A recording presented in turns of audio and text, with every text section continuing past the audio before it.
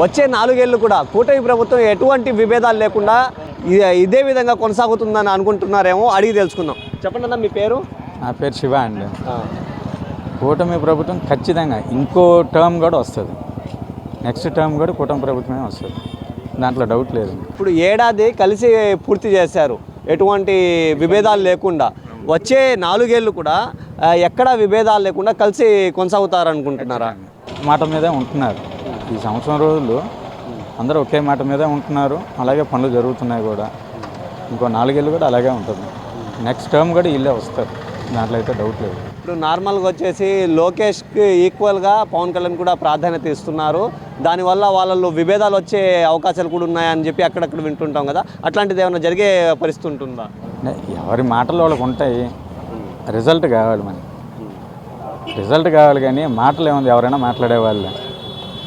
So కూటమి ప్రభుత్వమే ఉంటుంది, దాంట్లో అయితే డౌట్ లేదు.